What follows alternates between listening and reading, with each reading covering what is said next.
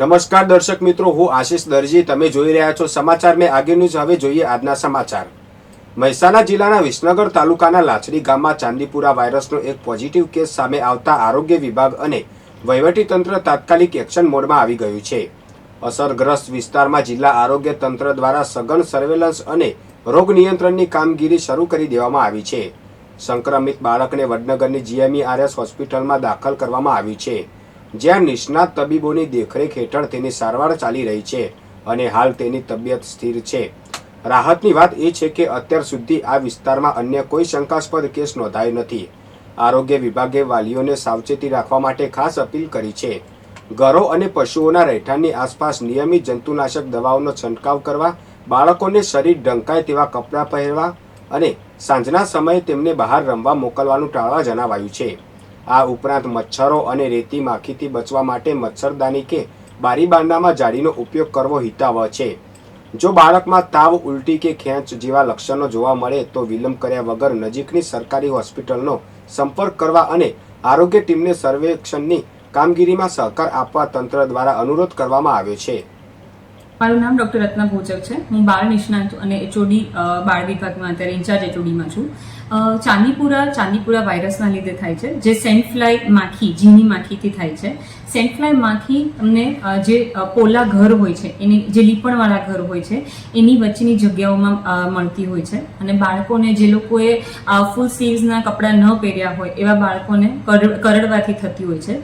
એના તમને લક્ષણોમાં ખૂબ વધારે તાવ આવવો, ઠંડી આવી, બાળકને ખેંચ આવી, ઉલટી, માથું દુખાવો એ બધું થતું હોય છે અને બહુ ટૂંક સમયમાં બાળક ખરાબ થતા હોય છે. એટલે તમને ક્યારે આ એક બી લક્ષણ દેખાય તો તાત્કાલિક બાળ વિભાગ અને નજીકની હોસ્પિટલમાં જવા વિનંતી. મહેસાણાના પટ્ટાવાળાની ચાલી પાસે આવેલી કબ્રસ્તાનની દિવાલ ભારે વરસાદને કારણે ધરાશાયી થતા 5 વર્ષના રુદ્ર દેવી પૂજકનું કાટમાળ નીચે દટાઈ જવાથી કરુણ મૃત્યુ થયું હતું.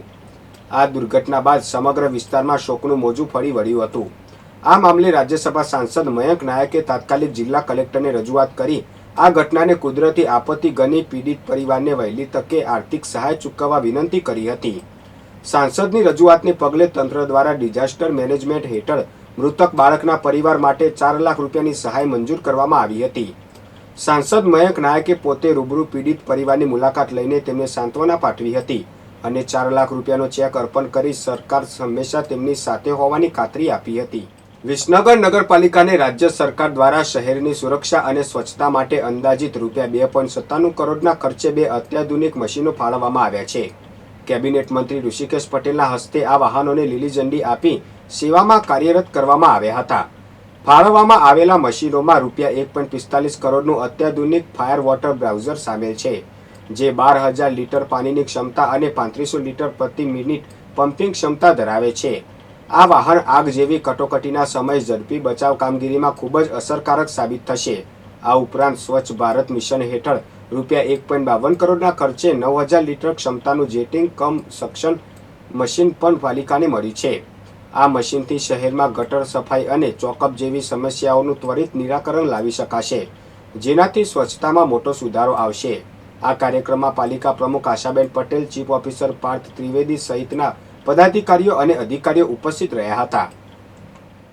સિદ્ધપુરના ખડિયાસન ગામની એક મદ્રેસામાં પ્રતિબંધિત આતંકવાદી સંગઠન જૈશ એ મોહમ્મદ સાથે સંકળાયેલી પ્રવૃત્તિઓ ચાલતી હોવાની બાતમીના આધારે ગુજરાત ATS અને પાટણ SOGની ટીમે સંયુક્ત સર્ચ ઓપરેશન હાથ ધર્યું હતું. આ કાર્યવાહી દરમિયાન મદ્રેસામાંથી વાંધાજનક સાહિત્ય મળી આવ્યું હતું અને એક મૌલવી સહિત 3 શખ્સોની ધરપકડ કરવામાં આવી હતી. આ ઘટના બાદ પાટણ જિલ્લામાં ભારે રોષ જોવા મળ્યો છે. વિશ્વ હિન્દુ પરિષદ અને બજરંગ દળ દ્વારા સિદ્ધપુરના કાકોશી 4 રસ્તા પાસે આતંકીઓના પુતળાનું દહન કરીને ઉગ્ર વિરોધ પ્રદર્શન કરવામાં આવ્યું હતું. ત્યારબાદ એક રેલી યોજીને મામલતદારને આવેદનપત્ર પાઠવવામાં આવ્યું હતું. આવેદનપત્રમાં આરોપીઓ સામે કડક કાર્યવાહી કરવાની સાથે શંકાસ્પદ મદ્રેસાઓ બંધ કરાવવા અને સરકાર દ્વારા અપાતી સહાય તાત્કાલિક ધોરણે બંધ કરવાની માંગ કરવામાં આવી છે. પાટણ ACBની ટીમે ચાણસ્મા મામલતદાર કચેરીમાં સફળ ઓપરેશન પાર પાડી વિધવા સહાયનો દાખલો કાઢી આપવાના બદલામાં રૂપિયા 800ની લાંચ લેતા આઉટસોર્સ કોમ્પ્યુટર ઓપરેટરને રંગે હાથ ઝડપી પાડ્યો છે. મળતી માહિતી મુજબ ચાણસ્મા મામલતદાર કચેરીમાં વિધવા સહાયના દાખલા માટે અરજદારો પાસેથી લાંચ માંગવામાં આવતી હોવાની બાતમી ACBને મળી હતી. આ આધારે ACB દ્વારા છટકું ગોઠવવામાં આવ્યું હતું. જેમાં પ્રકાશકુમાર ભરતસિંહ પરમાર નામના કોમ્પ્યુટર ઓપરેટરે લાંચની રકમ સ્વીકારતા જ એસીબીની ટીમે તેને મામલતદાર કચેરીના કમ્પાઉન્ડમાંથી ઝડપી લીધો હતો. લાંચની રકમ જપ્ત કરી આરોપી વિરુદ્ધ કાયદેસરની કાર્યવાહી હાથ ધરી છે.